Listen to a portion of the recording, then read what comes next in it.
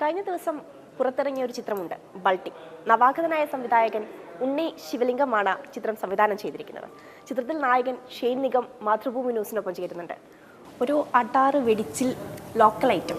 എങ്ങനെയാണ് സിനിമയെ പറ്റി സോഷ്യൽ മീഡിയയിൽ ഉൾപ്പെടെ കണ്ടിട്ടുള്ള ആൾക്കാർ പറയുന്നത്? അതിന് തന്നെ ഒരുപാട് സന്തോഷം. പ്രതീക്ഷിച്ചതിൽ മേളിലാണ്.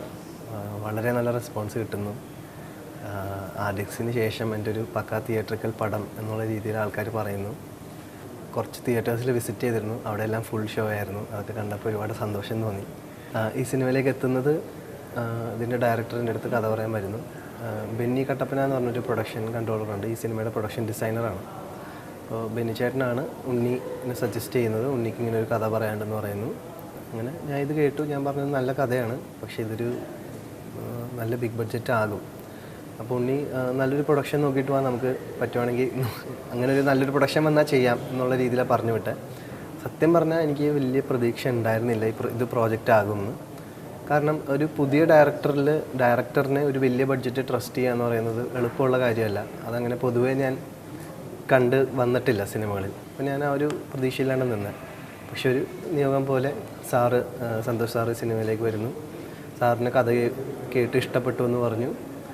പിന്നെ ഓരോ കാര്യങ്ങളും പതുക്കെ ഈ സിനിമയിലേക്ക് ആഡ് ചെയ്ത് വന്നതാണ്.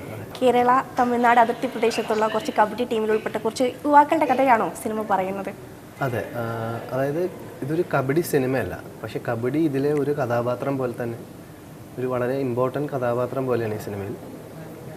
ഈ കബഡി കളിച്ച് നടക്കുന്ന പിള്ളേരുടെ ജീവിതത്തിൽ എന്ത് സംഭവിക്കുന്നു. ഇത് ഓവർ ദ ടോപ്പ് സീക്വൻസുകൾ ഒരുപാടുണ്ട്, പക്ഷേ ഇതിൻ്റെ കഥ പറച്ചിലോ അല്ലെങ്കിൽ കഥയെ കാണിക്കുന്ന രീതിയിൽ നമ്മളൊരു ഭയങ്കര റൂട്ടഡായ സിനിമ പറയുന്ന പോലെയാണ് പറഞ്ഞു വെക്കുന്നത്. എന്നാൽ ഇതൊരു ഭയങ്കര റിയലിസ്റ്റിക് സുബ്രഹ്മണ്യപുരം പോലത്തെ ഒരു പടവുമല്ല. എന്നാൽ അതിൻ്റെ ഒരു ഫ്ലേവറുണ്ട്. എന്നാൽ ഭയങ്കര ഒരു മാസ് മസാല പടം പോലെയുമല്ല. ഇതിൻ്റെ ഇടയിലൊരു മീറ്ററിലാണ് പിടിച്ച് ചെയ്യാൻ ശ്രമിച്ചിട്ടുള്ളത്. നല്ല റോ അടിയാണ് പരിപാടികൾ. അതിനൊക്കെ തന്നെ നല്ല അപ്രിസിയേഷൻ ഒരുപാട് വരുന്നുണ്ട്.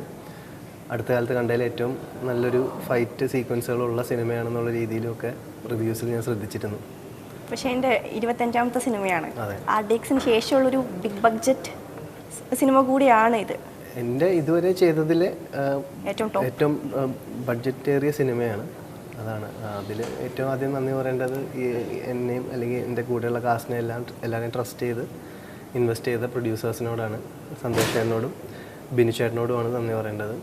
ഒരു കൊമേഴ്ഷ്യൽ തമിഴ് ഫിലിമിൽ പോലെ തന്നെ അല്ലെങ്കിൽ അതിനോട് ഏകദേശം സമയം തോന്നുന്ന വിധം തന്നെയുള്ളൊരു സ്പെൻഡ് ചെയ്ത ഒരു വിഷ്വൽ ട്രീറ്റ് നമ്മൾ ഒരുക്കിയിട്ടുണ്ട്. അതുകൊണ്ടായിരിക്കും ആൾക്കാർ തിയേറ്ററിക്കൽ വാച്ചാന്ന് പറയുന്നത്. പക്ഷേ എന്നെ നോക്കുമ്പോൾ ഒരു ആക്ഷൻ മൂവീസിനോട് ഒരു പേഴ്സണൽ താല്പര്യം അങ്ങനെയുണ്ടോ? അങ്ങനെയില്ല. എനിക്ക് ഈ കഥയിൽ കഥ ഇഷ്ടപ്പെട്ടു എന്നുള്ളതാണ്. ഇപ്പം നമ്മളൊരു സ്പോർട്സ് ഡ്രാമ എന്ന് പറയുമ്പോൾ അവസാനം നായകൻ്റെ ടീം ഒരു മാച്ചിൽ ജയിക്കേണ്ടി വരുന്നതാണ് സ്പോർട്സ് ഡ്രാമ. അപ്പം ഞാൻ ഉണ്ണീൻ്റെ അടുത്ത് കഥ പറഞ്ഞു തുടങ്ങുമ്പോഴും ഞാൻ ഇതിലേക്ക് എത്തും എന്നൊക്കെ തന്നെയാണ് വിചാരിച്ചിരിക്കണം. പക്ഷെ ആ ക്ലീശകളൊക്കെ എനിക്ക് ബ്രേക്ക് ചെയ്തായിട്ട് ഫീൽ ചെയ്തു. ഒരു ഗാങ്സ്റ്റർ ഡ്രാമ മൂഡിലേക്ക് സിനിമ മാറുന്നുണ്ട്. പിന്നെ വില്ലന്മാരുടെ ക്യാരക്ടേഴ്സ് ഭയങ്കര സ്ട്രോങ് ആണ്. പ്രത്യേകിച്ച് സെൽവ സാറിൻ്റെ ക്യാരക്ടർ എന്ന് വെച്ച് കഴിഞ്ഞാൽ നമുക്ക് അത്രയും ദേഷ്യം തോന്നുന്ന ലെവലിലോട്ടാണ് ആ ക്യാരക്ടറിനെ ഡെവലപ്പ് ചെയ്ത് വെച്ചിരിക്കുന്നത്. അപ്പോൾ അങ്ങനെ ഒരു ദേഷ്യം തോന്നുന്ന ഒരാളെ നമ്മൾ നായകനോ അല്ലെങ്കിൽ നായകൻ്റെ സുഹൃത്തുക്കൾക്ക് നേരിടേണ്ടി വരുമ്പോൾ നമ്മുടെ ക്യാരക്ടേഴ്സും ഓട്ടോമാറ്റിക്കലി ഭയങ്കരമായിട്ട് ലിഫ്റ്റ് ആവും. അത്തരം കാര്യങ്ങൾ ഈ സ്ക്രിപ്റ്റിലുണ്ടായിരുന്നു. പക്ഷേ ഇതിനൊപ്പം തന്നെ വലിയൊരു താരനിരയും ചിത്രത്തിലുണ്ട്. അപ്പോൾ അവരുടെ കൂടിയുള്ള എക്സ്പീരിയൻസും ഞാൻ ഈ അപൂർവം സ്ക്രിപ്റ്റുകളിൽ ഉണ്ടാവുള്ളൂ. വെറുതെ ഒരു ക്യാരക്ടർ ഈ സിനിമയിൽ വന്നു പോകുന്നില്ല. എല്ലാ ക്യാരക്ടേഴ്സിനും അവരുടേതായ സ്പേസ് ഉണ്ട്.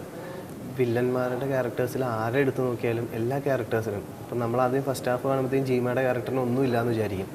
പക്ഷേ സെക്കൻഡ് ഹാഫിലോട്ട് വരുമ്പോഴാണ് മനസ്സിലാകുന്ന ആ ക്യാരക്ടർ എത്രത്തോളം ഇമ്പോർട്ടൻ്റ്. ആ കഥയെ മുന്നോട്ട് പോകുന്നതോ അല്ലെങ്കിൽ ക്ലൈമാക്സിനോട് എടുക്കുമ്പോഴത്തേക്കും നമുക്ക് അതൊരിക്കലും പ്രെഡിക്റ്റ് ചെയ്യാൻ പറ്റുന്ന ഒരു കാര്യമേ അല്ല. ആ രീതിയിലൊക്കെ തന്നെയാണ് സ്ക്രിപ്റ്റ് പോകുന്നത്. അൽഫോൺസേൻ്റെ ക്യാരക്ടർ ഇപ്പോൾ സോഡാ ബാബുവിന് എനിക്കൊന്ന് ചെറുപ്പക്കാരൻ ഒന്നടങ്കം ഏറ്റെടുത്ത് കഴിഞ്ഞു.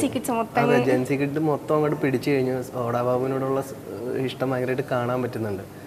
അത് അൽഫോൺസേട്ടൻ ഭയങ്കര മനോഹരമായിട്ട് ചെയ്തിട്ടുണ്ട്. പിന്നെ ഇതിൽ ഏറ്റവും കൂടുതൽ എടുത്തു പറയേണ്ടത് എൻ്റെ പേഴ്സണൽ ആയിട്ട് അത്രയും ആരാധനയുള്ളൊരു വ്യക്തിയാണ് സെൽവരാഘവൻ സാർ. പുള്ളിയുടെ സിനിമ മലയാളം സിനിമ അഭിനയിക്കുന്ന ഇങ്ങനൊരു ലെജൻഡറി ഡയറക്ടറാണ് നമ്മുടെ ഈ പടത്തിലെ മെയിൻ വില്ലൻ എന്ന് പറയുന്നത് എനിക്കൊരു വലിയൊരു അംഗീകാരമായിട്ടാണ് ഞാൻ ഫീൽ ചെയ്യുന്നത്.